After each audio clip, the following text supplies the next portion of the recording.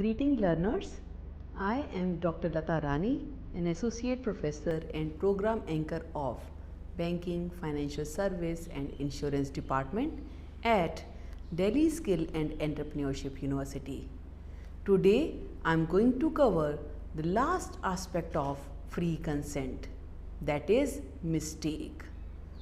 When we are going to start this session, through this session, I would take you to the detail of mistake. You will be able to understand and distinguish different types of mistake that you look in a contract agreement. The learning outcomes of today's session is understanding how mistake is going to create an impact on the free consent. Number 2, how that mistake is creating an effect on the contract. Number 3, different types of mistake through which parties are affected. So let us start one by one. Let me explain what mistake is. Mistake is described as an element which, when occurs in a contract, makes it void. So the contract is nullified from the beginning. Mistake can have so many impacts and it causes a lot of issue. The issue may be mutual or individual and it is of different types.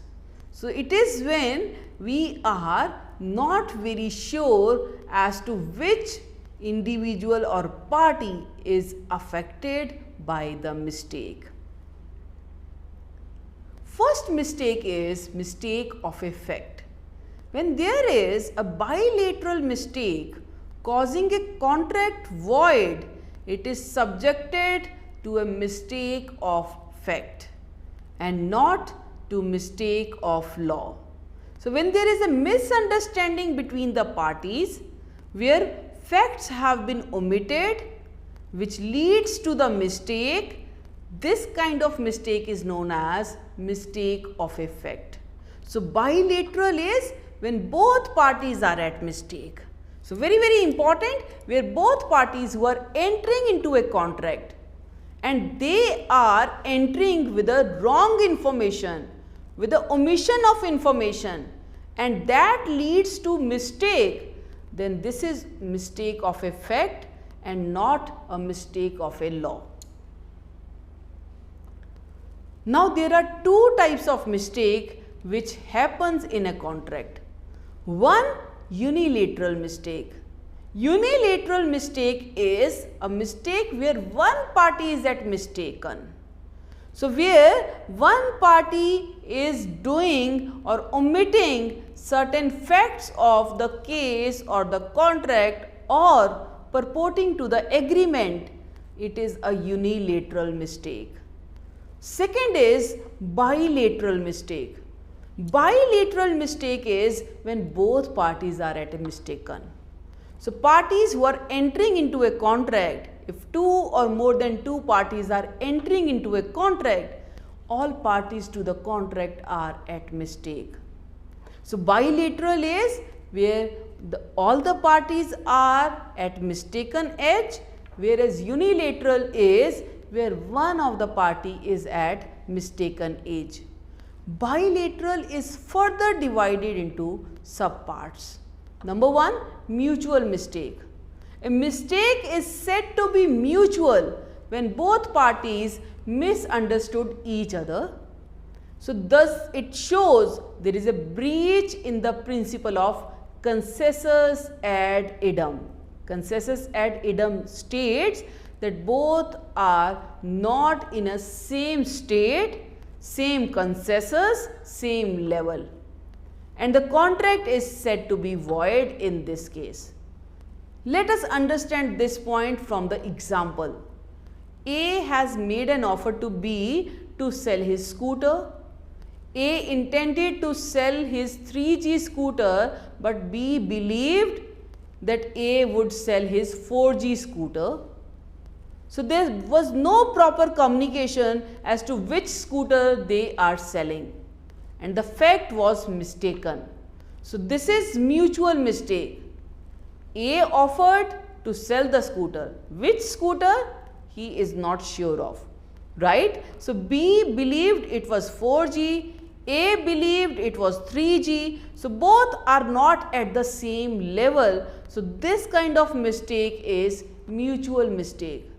And mutual mistake, the effect of mutual mistake is contract is void from the beginning. Second set of mistake under bilateral is common mistake. Common mistake is defined under section 20 of Indian Contract Act 1872. It lays down the provision of some common mistakes. A contract arising out of common mistake is considered to be void.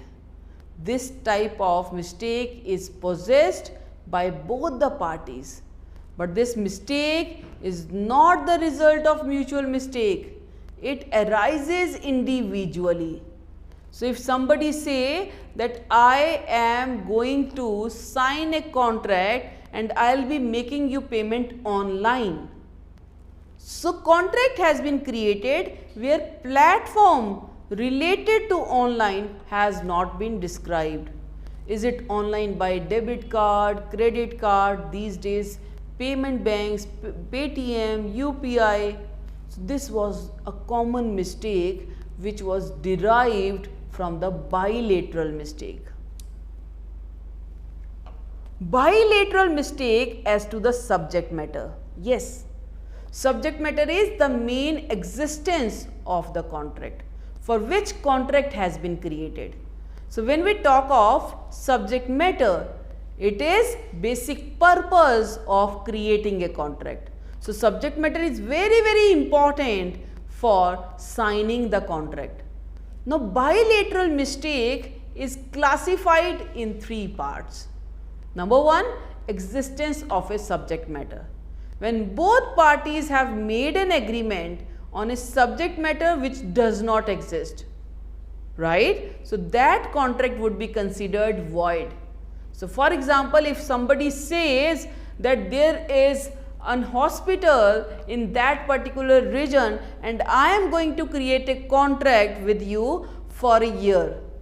So insurance policy is sold on the name that this is the hospital at that very place, and you, whenever you will go to that hospital, your treatment will be free of cost.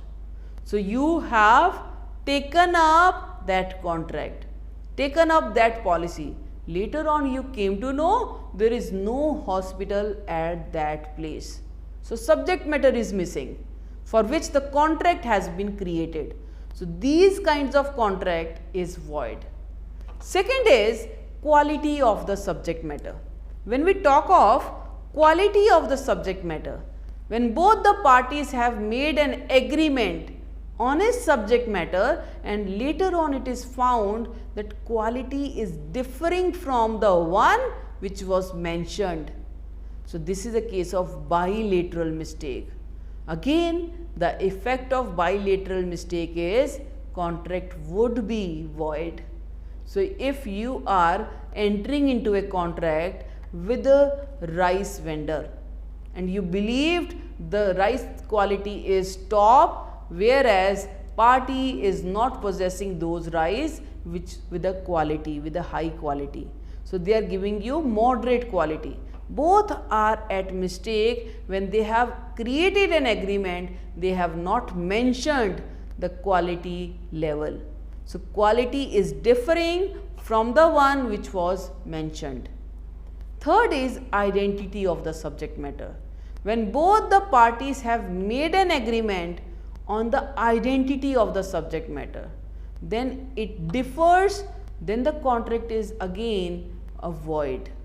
So it means if you are thinking that this bat is sold by Dhoni, who is brand ambassador of a brand, then you are at mistake, and the party who is selling you that bat just by inducing, yes, it is sold by Dhoni, Just because you have seen the advertisement, you believed that it is a Dhoni bat, it is sold by Dhoni. This is how identity of the subject matter is destroyed. In all these cases, it is a bilateral mistake. And when there is a bilateral mistake, the effect of bilateral mistake is it is void. We have to see mistake as to possibility of performing the contract. So when we talk of how to go with the contract in terms of performance when there is a mistake done. So when we have to talk about the possibility, it is divided into two parts. First possibility comes under physical impossibility. Second possibility comes under legal impossibility. Physical impossibility is when an agreement is made and it is found that the subject matter is not available anymore, then it becomes impossible for the parties to execute a part of the obligation. So it means that contract cannot be performed because of physical impossibility. So such kind of contract is falling under void category, that is nullified, cancelled, it has no impact. Let's take an example that A has made an agreement with B to sell the goods and agreement was done. A was not aware of the fact that the goods are already perished due to some reason. So when goods are not there, what the obligation they will perform?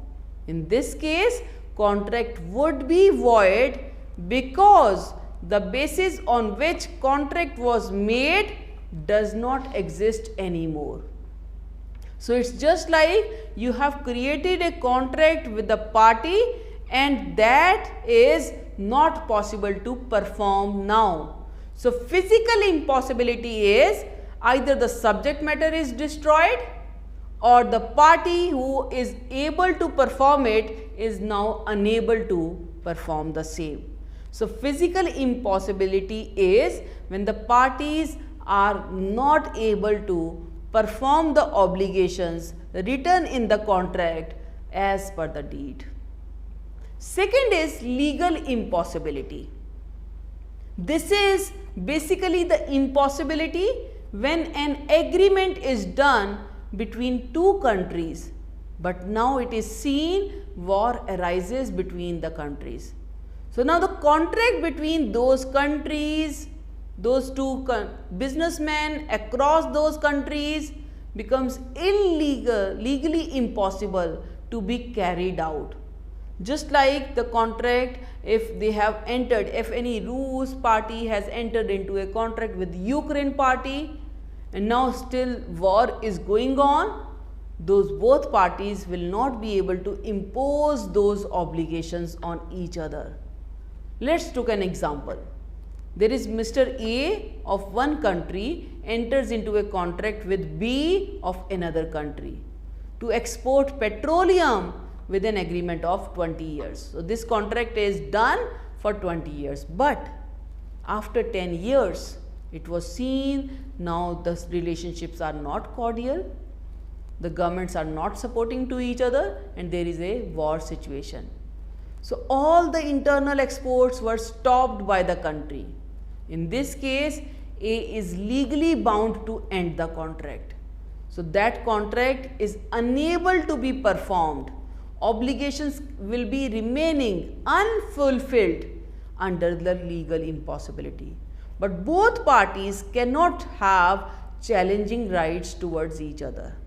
They cannot sue to each other, yes, the contract was for 20 years, they had to send the petroleum products to my country no matter if there is a war situation.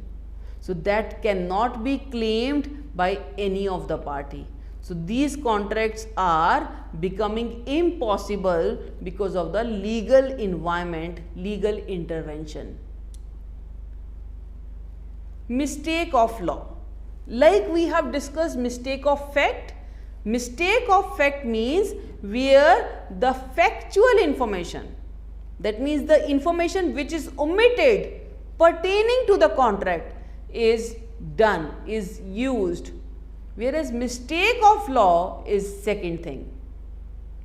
Mistake of law means people should have minimum knowledge about the law. It is like caveat emptor. You must have heard this term, caveat emptor. This is the term where they are going to say, let the buyer be aware. So when we talk of Sales of Goods Act, there is one important term, that is buyer be aware, caveat emptor. And when buyer is not using the judicious information, then those are known as mistake of law. So ideally, law believes they should be aware of the fact that which act they should restrain from doing, which they are supposed to be done.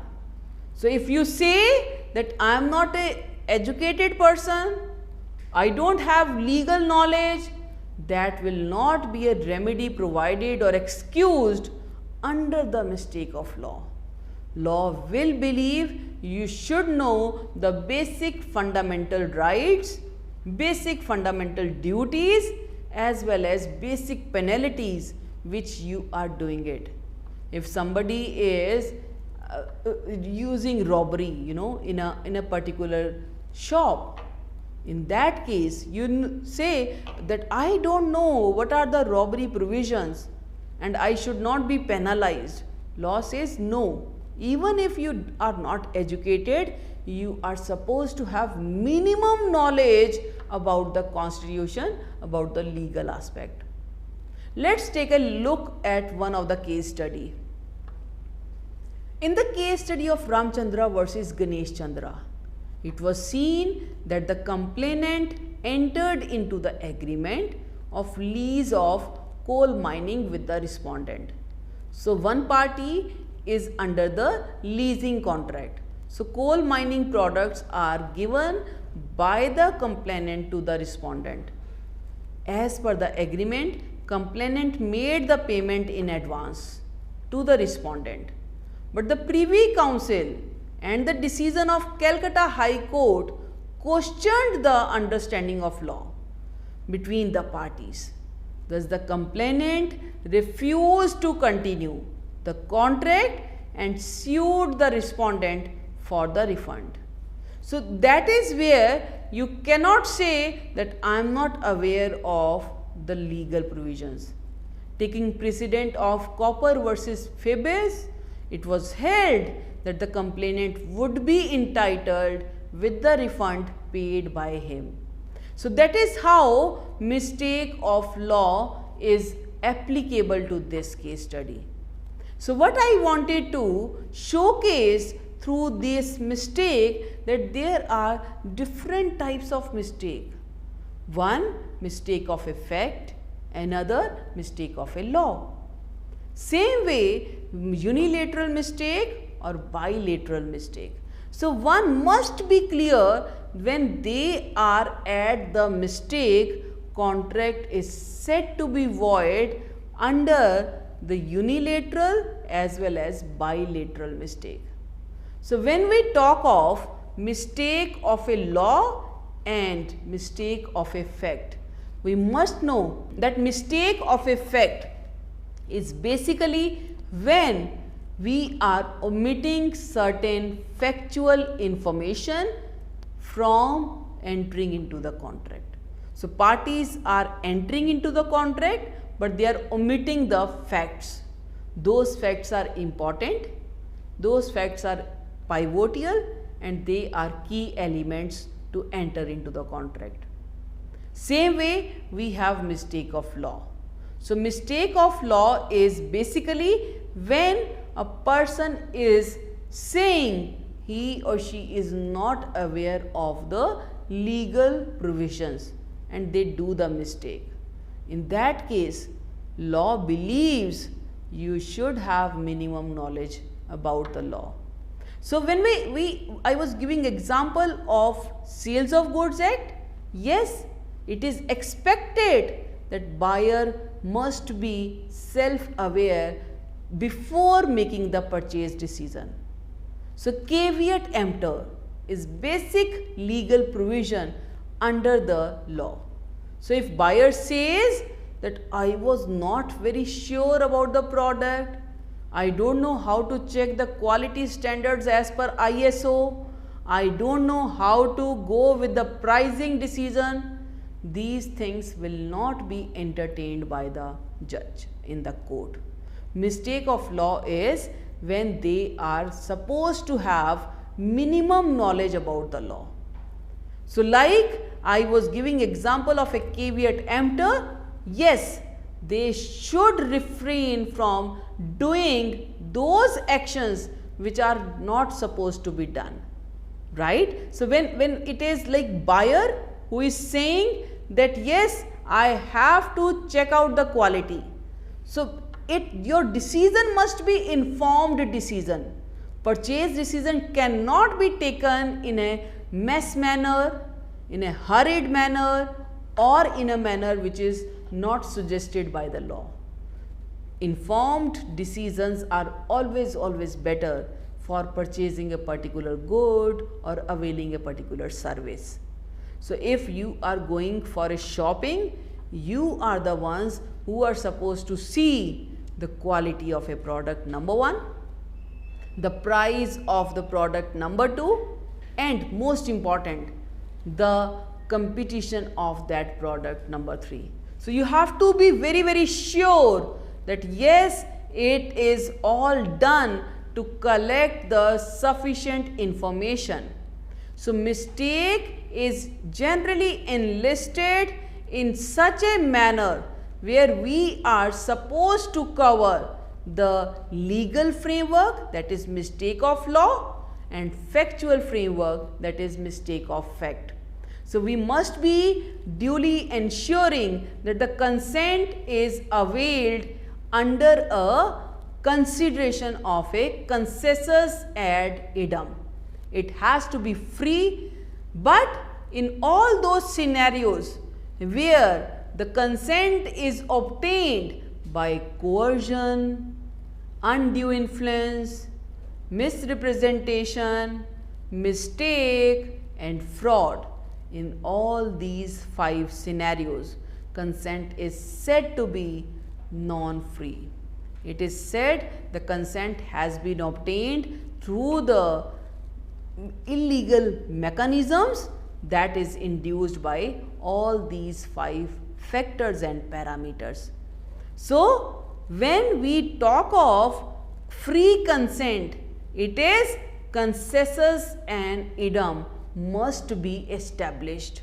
So relationship of the parties must be establishing the concessus part, concessus and idem. That means they must think in the same manner, at the same time, with the same intention of creating the contract and performing the obligations.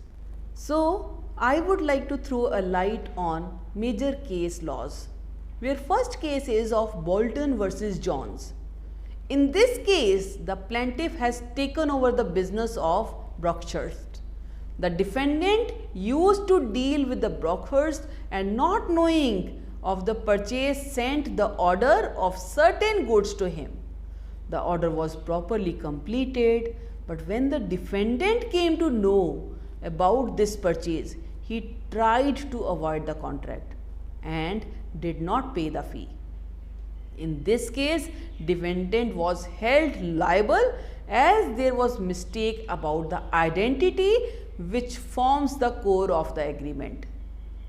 So we need to understand that how it is going to affect when it is a mistake about the identity. Second case is related to Phillips versus Brooks Limited. In this case, a person entered into the plaintiff's shop and selected some pearls and rings. While purchasing that, he misleads the plaintiff by saying, "Sir, George Bullough has listening to this plaintiff and pledges his rings and pearls."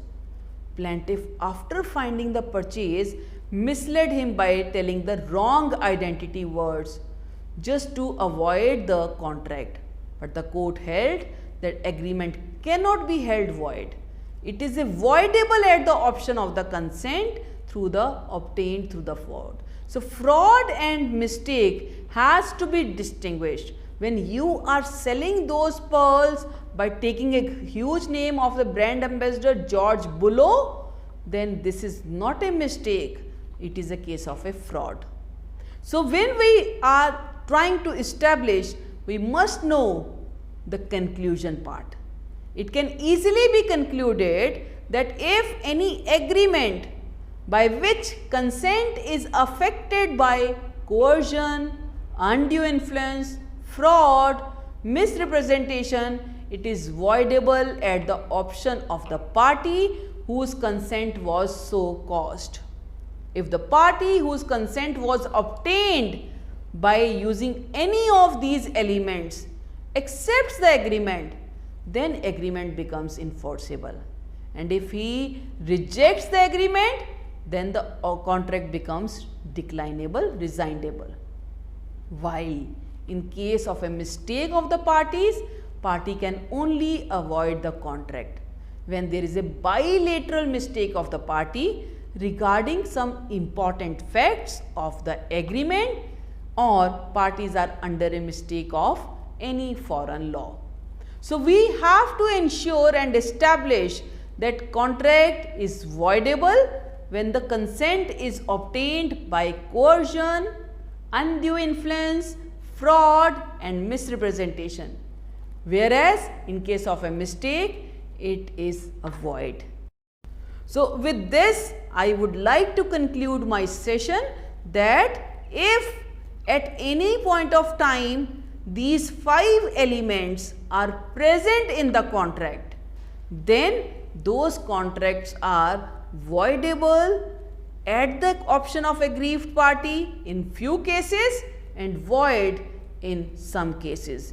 Just like we have covered and concluded that because of mistake, either it is unilateral or bilateral, whether it is mistake of fact or mistake of law, it will be counted as contract of void nature. Thank you, learners. Keep learning, keep enjoying and keep reading. Thanks.